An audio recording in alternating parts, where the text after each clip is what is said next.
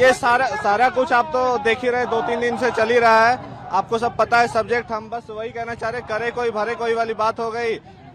कोई मरीज गया डॉक्टर के पास, उसके हाथ में दिक्कत है, पूरे मरीज को ही मार दिया गया, ऐसी हालत हो गई है। इसलिए सबको आज हम लोग प्रतीकात्मक मार्च निकाले ताकि सरकार तक अब तक भी बात पहुंच जाए। आगे हम लोग देखेंगे लीगल कोर्स में क्या हो सकता है। आपके साथ जेपीएससी वालों का भी हुआ था, उन्होंने कोर्ट गया और उन्होंने हाँ, आप लोग हम लोग भी वही रास्ता अख्तियार करेंगे और हम लोग भी स्टे लेके आएंगे। क्या लगता है सरकार ने ये फैसला गलत किया? सरकार ने एक तरफा फैसला किया है। सरकार ने, मुझे लगता है कि अपने सारे रास्तों को एग्जॉस्ट नहीं किया। ये एक हेस्टी डिसीजन है जो एक्सटर्नल फोर्सेस प्रेशर बनाने से उसके दबाव में आके सरकार ने एक हेस्टी डिसीजन लिया और एक तरफा डिसीजन लिया है। The government did not hear our side, the government should have asked us also.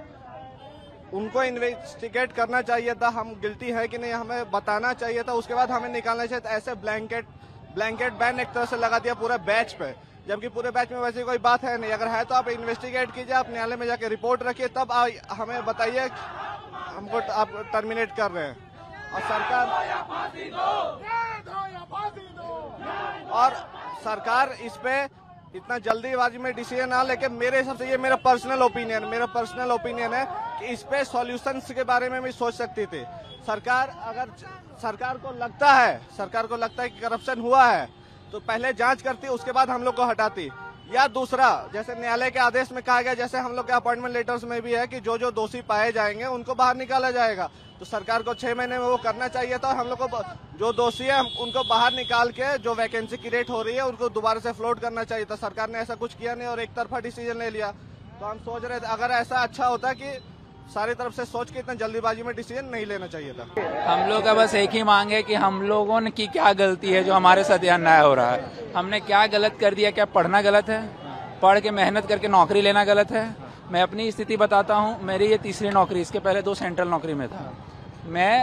मेरे पिताजी का डेथ जब मैं 12th पास किया था तब हो गया था। उसके बाद मैं ट्यूशन पढ़ा के, मेरी माँ खेती करके आंसुओं में डूबो रहती थी माँ, मैं मेहनत करके अपनी माँ के आंसू को पोंछने की कोशिश करी, ठीक है। और कोई आता है और बोलता है कि सब चोर हैं, तो ये कैसे मान्य होगा?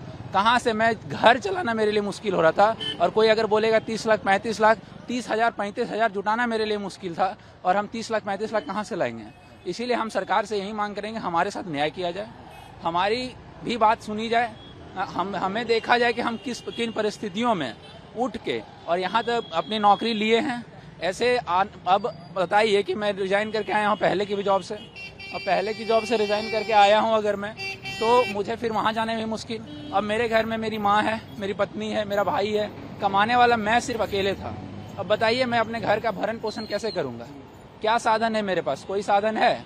तो सरकार से बस यही मेरा दरख्वास्त है कि हमारी जो ये नियुक्ति रद्द करने का जो अनुशंसा किया गया है उसको जल्द से जल्द वापस लिया जाए, और बस यही मांग है। जेपीएससी वाले को 11 से 13 भी, हाँ, वो कोर्ट स्टे लगा दिया। आप लोग भी कोर्ट जाने की? हम लोग कोर्ट जरूर जाएंगे, हो सकता है कि आज ही फाइल हो गया होगा, नहीं तो जरूर कोर्ट जाना तो है ही। और उम्मीद हमें न्यायालय से है कि हमें न्याय मिलेगी, क्योंकि जब सारी उम्मीदें छूट जाती है तो एकमात्र उम्मीद है भारत में कि न्यायालय, और हमें जरूर उम्मीद है कि हमें न्याय मिलेगी। और इसके लिए हम पूरे तरह से संतुष्ट हैं कि सरकार हमें भी अपने तरफ फिर से अपने नौकरी में लेगी, और न्यायालय से भी हमें न्याय मिलेगी।